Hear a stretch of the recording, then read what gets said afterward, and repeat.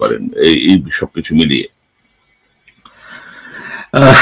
বিষয়টা মানে ডোজারিকের বক্তব্যে জটিলতার যতটা প্রকাশ হয়েছে, আমি বলতে পারি যে যেহেতু ওনাদের সাথে আমাদের কথা হয় এবং সবকিছু তো আমি এখন বলতে পারবো নিম্ন প্রোটোকল, বিষয়টা আরো জটিল।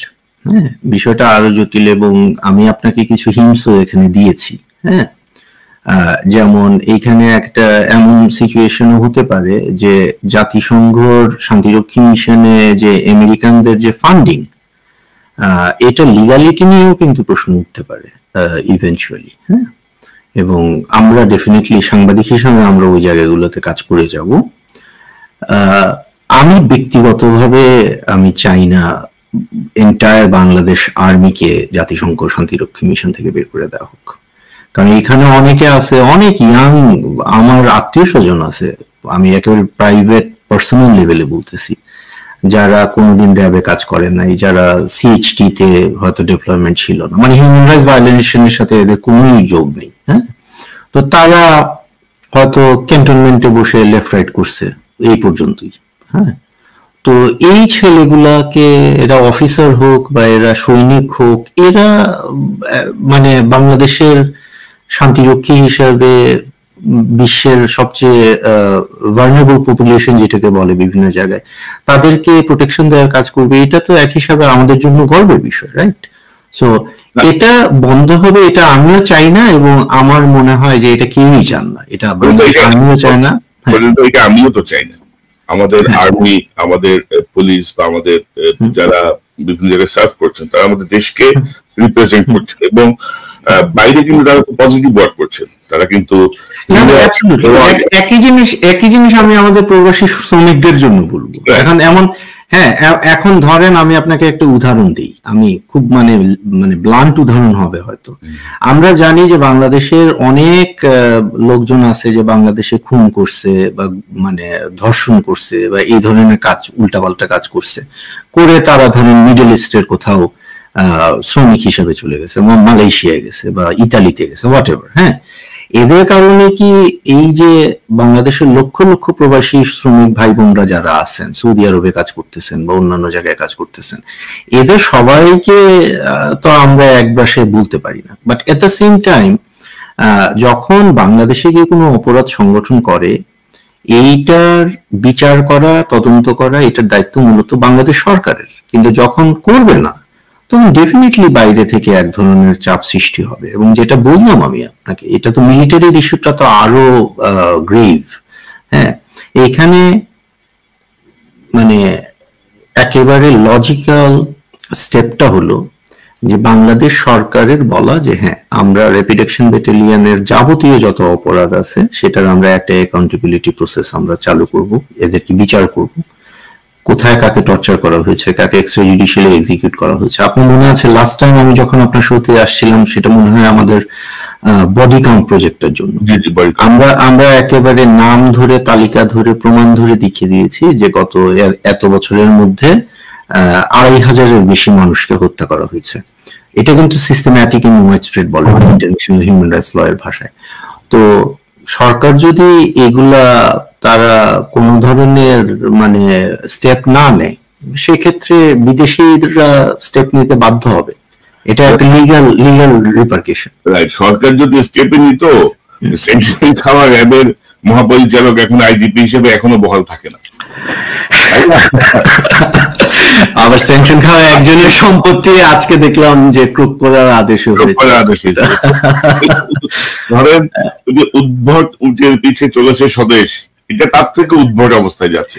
না দেখেন, আমরা কেউ, আমিও রাজনীতিবিদ না, আপনিও রাজনীতিবিদ না। হ্যাঁ, যদিও মানে বিভিন্ন ধরনের কত কথা মানুষ মনেও করে যে এগুলো কিছু সত্য, বাট ঘটনা হলো যে সাংবাদিক হিসাবে আমরা আমাদের কাজটুকু করতে পারি। যেমন আজিজ সাহেবের বিরুদ্ধে স্যাংশন হলো, হ্যাঁ, তো যেমন আল জাজিরার প্রাইম মিনিস্টার্স ম্যান যখন প্রকাশ হয়, জানতে চাই ধরো আল জাজিরার all the prime ministers man এর সাথে আপনি কিন্তু আরেকজন গুরুত্বপূর্ণ ব্যক্তি, যেটা আপনারা ধরেন ওই সময়ে জেনারেল আজিজ তার ভাই সবকিছু মিলিয়ে আপনাদের যাদের সাথে আপনিও আপনার নিউজের যে অনুসন্ধান, সেই জায়গাটাই ধরেন এতদিন পরে মানে জেনারেল আজিজ দেখলাম গতকাল কোন একটা টেলিভিশনে দুঃখ প্রকাশ করে বলছেন, আমি খুব বিব্রত, আমি এতদিন পরে আমার এলপিআর এর মেয়াদও তো শেষ হয়ে গেল, এখন কেন আসলো? তো হঠাৎ করে গ্যাদুলকে আসলো, বা মানে এর মধ্য দিয়ে আমেরিকা কি ইন্ডিকেট করতে চাচ্ছে? যে ধরেন আপনি জানেন যে ডোনাল্ড লু গেল বাংলাদেশে, পুনঃ সম্পর্ক হবে ইত্যাদি ইত্যাদি অনেক কথা বলে উনি আসার 72 ঘন্টার মধ্যে জেনারেল আজিজের সপরিবারে এই নিষেধাজ্ঞা, সবকিছু মিলিয়ে আপনি কিভাবে দেখেন? অর্থাৎ সরকার যত স্মার্ট অ্যাটিটিউড দেখাতে চাচ্ছে, আমার তো মনে হয় না যে সরকার তত স্মার্টলি এগুলো থেকে পার পেয়ে যাবে। আমার মনে হয় যে আমি বাংলাদেশের মতো উচ্চাভিলাষী সামরিক কর্মকর্তা। জি, আপনি কি মনে করেন? প্রথম কথা হলো যে সাংবাদিক হিসেবে এটা আমার জন্য একটা বিগ অ্যাচিভমেন্ট, এবং গত বছরে it was a very good year for us. মানে মেট্রো নিউজে আমরা 2টা অ্যাওয়ার্ড পেয়েছি, আমাদের পার্টনার আমাদের সাথে জয়েন্ট প্রজেক্টের জন্য আরেকটা অ্যাওয়ার্ড পেয়েছে, আর এইবার মানে আল জাজিরার ওই ডকুমেন্টারিটা, সেটার একটা খুব মানে শক্ত একটা ইম্প্যাক্ট আমরা দেখলাম। এখন ঘটনা হচ্ছে যে আমাদের যে কোনো, আমি ওই কথাটাই বলতে যাচ্ছিলাম যে আমাদের যে কোনো স্টোরি রিলিজ হওয়ার পরে, ধরেন 2 থেকে 3 মাস পরে অনেক লোকজন বলে, ভাই আপনারা এত কষ্ট করে একটা রিপোর্ট করলেন কিন্তু লাভ কি হলো? হ্যাঁ, এটার লাভটা কি হলো, কি অ্যাচিভ করলেন? তো আমি সবসময় আসলে এই উত্তরটা দিতে পারি না। তো যারা প্রশ্ন করেন তাদের জন্য আমি বলছি যে লাভটা আসলে মানে কি হয় সেটা দেখার জন্য বাংলাদেশের মতো দেশে আমাদেরকে অনেকদিন অপেক্ষা করতে হয়, ধৈর্য রাখতে হয়। এবং অনুসন্ধানী সাংবাদিকদের একটা কি বলবো, অনুসন্ধানী সাংবাদিক হইতে হলে আপনাকে সবচেয়ে বেশি ধৈর্যবান হতে হবে, তাই না? যে আপনি একটা কাজ করবেন এবং এটার ফলাফল আপনি 3 দিন পরেও পেতে পারেন, 3 মাস অথবা 3 বছর, বা আরো বেশি 30 বছরও হতে পারে, ইউ নেভার নো। আমরা এখন পর্যন্ত যতগুলো বড় বড় কাজ করেছি প্রতিটার কোনো না কোনো ইম্প্যাক্ট আমরা দেখি, এবং প্রতিটার কোনো না কোনো ইম্প্যাক্ট আমরা সামনে দেখতে পাবো। 2023 সালে র্যাবের উপরে আমরা যে ইনভেস্টিগেশনটা করেছিলাম সেটার ধারাবাহিকতায় আমরা 2024 সালে আরেকটা ডকুমেন্টারি, আরেকটা ইনভেস্টিগেশন আমরা রিলিজ করতে পেরেছি, এবং সেটারও একটা ইম্প্যাক্ট ছিল, এটারও একটা ইম্প্যাক্ট আছে। এবং এটা এখন আমি জানি না এটার যে এই আজিজ সাহেবের মতো ডাইরেক্ট ইম্প্যাক্ট, যে একটা ডকুমেন্টারির উপর ভিত্তি করে একটা সরকার আরেকটা দেশের প্রাক্তন সেনাপ্রধানের উপর, শুধু সেনাপ্রধান না তার এন্টায়ার পরিবারের উপর স্যাংশন দিয়ে দিচ্ছে। আচ্ছা, এখন আরেকটা কথা আপনি বলছেন যে মানে এতদিন পরে সে এলপিআর এ চলে গেছে, এই ব্লা ব্লা ব্লা। ঘটনা হলো যে আমি যদি ধরে নেই যে আজিজ সাহেবের আমেরিকাতে কিছু সহায় সম্পত্তি আছে, এটা গুঞ্জন, হ্যাঁ আমি আগেই বলে নিচ্ছি যে আই কুড নট কনফার্ম ইট, সেগুলোতে ওনারা এখন আর অ্যাক্সেস নেই। ওনার যে দুইটা না 3টা বা সন্তান যারা আছে তাদের জন্য আমেরিকা এবং কানাডা চিরদিনের জন্য বন্ধ হয়ে গেল। এবং because it's such a huge issue, বিভিন্ন ওয়েস্টার্ন কান্ট্রি গুলোও কিন্তু আসলে তার জন্য বন্ধ হয়ে গেল। কারণ উনি যে কোনো দেশে ইনভেস্ট করতে চান, ওনার একটা ব্যাকগ্রাউন্ড চেক হবে, এটা আমরা জানি। কিন্তু আপনি নিজে যদি অন্য কোনো দেশে একটা ইনভেস্ট করতে চান, $1 লাখ ইনভেস্ট করতে চান, তাহলে আপনার একটা ব্যাকগ্রাউন্ড চেক হবে, বিকজ আপনি তো পিইপি বলে, এটা publicly expose, politically expose person. আপনার হবে, আপনার সন্তানদের হবে, আপনার স্ত্রীর হবে, হ্যাঁ আপনার সিবলিংদের হবে। তো এক্ষেত্রে আমার মনে হয় যে আজিজ সাহেবের উপরে যে নিষেধাজ্ঞাটা দেওয়া হয়েছে, এটা বাংলাদেশের প্রতিটা মিলিটারি অফিসারের জন্য একটা মেসেজ, প্রতিটা serving military officer, serving army চিফের জন্য, শফিউদ্দিন সাহেবের জন্য একটা মেসেজ, আজকে যিনি পুলিশের আইজি আছেন বা পুলিশের কর্মকর্তা, প্রত্যেকের জন্য একটা মেসেজ যে সাংবাদিকরা যদি কারো দুর্নীতি নিয়ে তদন্ত করে, আপনি যতই পাওয়ারফুল হন না কেন, ইভেন্চুয়ালি আপনার বিরুদ্ধে এবং আপনার পরিবারের বিরুদ্ধে এমন সব স্টেপস আসতে পারে যে আপনি আপনার অবসর জীবনটা শান্তিতে কাটাতে পারবেন না, প্লেন এন্ড সিম্পল।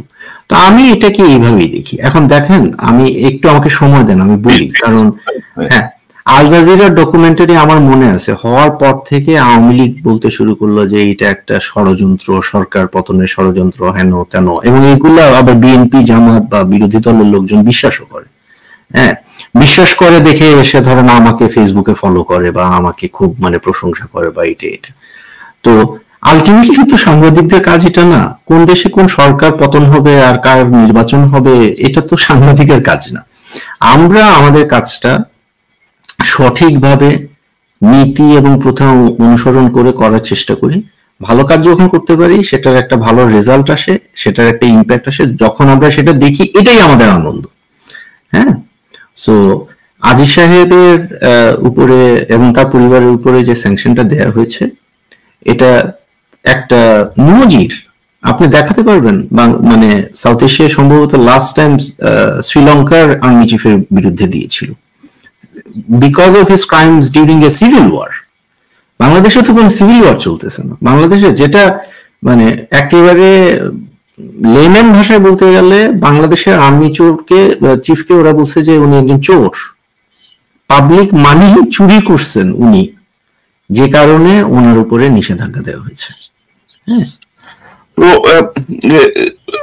আপনি যদি বলছিলেন যে ধরেন বাস্তবতা হচ্ছে এটাই যে আল জাজিরার এই ডকুমেন্টারি যখন তখন বের হলো all the prime ministers man, আপনি দেখবেন যে আওয়ামী লীগের নেতা কর্মী সমর্থক সব I am the prime ministers man কি লাগায়, মানে আওয়ামী লীগ কিন্তু জানে মানে কিভাবে প্রোপাগান্ডা করতে হয়, কিভাবে প্রোপাগান্ডার সাথে মানে তারা লড়াই করতে হয়। এবং আপনি দেখবেন যে জনৈক আমেরিকার কি যেন সম্পাদক এবং ঢাকা বিশ্ববিদ্যালয়ের আরেক শিক্ষক দুজন মিলে মানে মূল প্রসঙ্গ বাদ দিয়ে কেন এটা অনুসন্ধানী প্রতিবেদন না, অনুসন্ধানী প্রতিবেদন কাহাকে বলে, তারা এই নিয়ে আলোচনায় চলে গেলেন।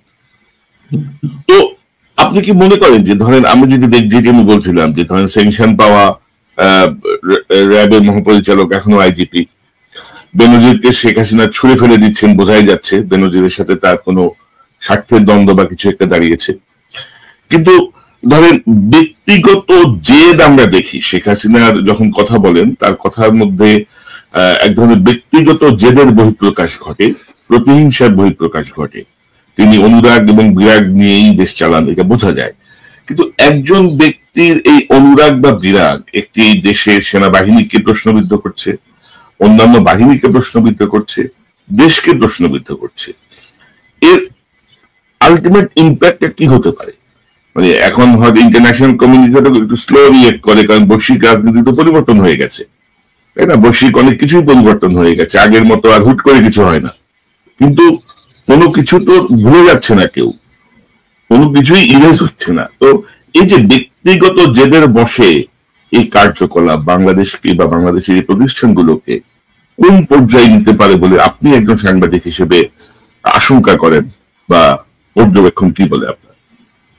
আমি আপনার সাথে একটু দ্বিমত করি। আমি মনে করি না যে পুরোপুরি জিনিসটা হলো গিয়ে ব্যক্তিগত জেদ এবং রাগ অনুরাগের, মানে I am not going to blame Sheikh Hasina solely for this. উনি এমন একটা অবস্থায় আছে যেখানে ওনার এই ধরনের আজিজ সাহেব বেনজির সাহেবদের মতো লোকের কোনো অভাব নাই।